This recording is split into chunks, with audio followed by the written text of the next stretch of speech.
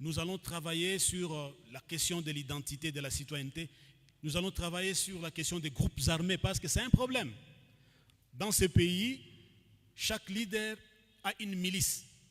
Chaque général, officier supérieur a une milice pour des fins mercantiles. Nous devons arriver à clore ces dossiers d'insécurité en désarmant les groupes armés locaux, mais aussi en mettant fin aux groupes armés étrangers. Donc, pour nous, cet accord cadre est très important. Ce n'est pas juste un papier, mais ça nous a permis à tracer un cadre et à circonscrire les matières que nous avons mis dans les protocoles. Et lorsqu'on va commencer la discussion sur ces protocoles, nous allons toucher toutes les matières.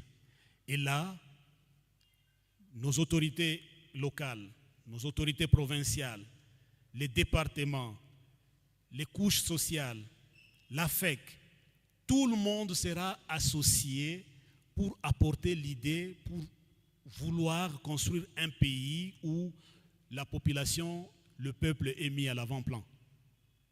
Et c'est là, jusqu'aujourd'hui, nous n'avons pas encore entamé une seule discussion de ce protocole ici. Dans l'AFC M23, où soit on ne sait pas faire une chose, on sait, ou on sait le faire, on dit ce qu'on a fait. On ne promet pas pour ne pas réaliser. Si nous faisons cette restitution, c'est pour vous montrer noir sur blanc ce que nous nous sommes dit. On n'a rien inventé ici.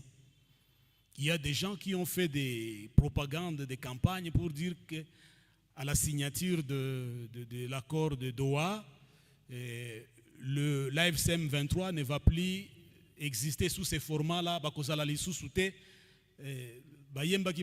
Excusez-moi.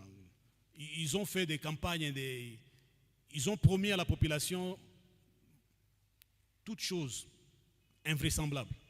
Mais nous nous sommes tus parce que nous savions ce que nous faisons. Aujourd'hui, à l'heure où je vous parle, il y a encore une information qui vient de me tomber ici. On nous attaque à Maimingi, Nyombe, à Tubimbi, dans le Mwenga, mais aussi des bombardements des avions et des bombardements de l'artillerie. Des Sukhoi et aussi des avions de guerre sont en train de bombarder. Pensez-vous que nous allons croiser les bras pour qu'ils continuent à nous bombarder? Je vous ai dit qu'à Doha, nous avions discuté en termes de partis. Et même le médiateur nous répétait que nous n'avons pas un penchant. Vous êtes des partis en conflit, vous vous êtes tirés dessus, vous avez des populations sous votre protection, vous êtes en train d'administrer, donc on vous prend d'égal à égal. On travaillait d'égal à égal. Raison pour laquelle même le bien fondé de cet accord cadre ici, partout vous allez lire que les partis s'engagent. On ne dit pas que c'est le gouvernement qui a le monopole de mettre en œuvre de ce que nous avons signé. Nous allons le mettre ensemble en œuvre. S'il faut travailler, on va travailler ensemble. S'il faut procéder à neutraliser les groupes armés étrangers ou quoi, ils font dans leur parti, nous faisons dans leur parti, jusqu'à ce que la paix totale vienne, alors on va parler sur d'autres choses.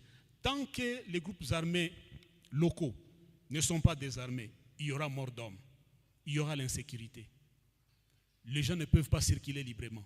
Donc il y a des préalables à la mise en œuvre de tout ce que nous allons discuter. Et même les matières et les contenus, nous allons les discuter l'une après l'autre dans les protocoles. Raison pour laquelle nous avons dit toutes choses restant égales par ailleurs, dans les mêmes conditions et dans les mêmes circonstances, nous pensons que la situation est restée telle qu'elle est. Parce que jusqu'aujourd'hui, ils continuent à nous attaquer, nous continuons aussi à nous défendre. Et en nous défendant, s'il arrivait que nous prenions des entités, on ne va plus les relâcher. Partout où ils nous attaquent, si nous arrivons à les repousser, nous restons là pour protéger la population. Lorsqu'ils nous repoussent, nous reculons aussi, ils restent là pour assiéger ou bien contrôler l'espace.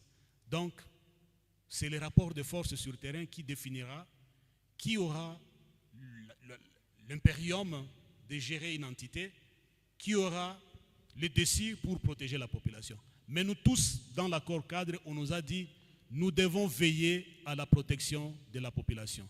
Et cet accord cadre devra être mis en œuvre de bonne foi.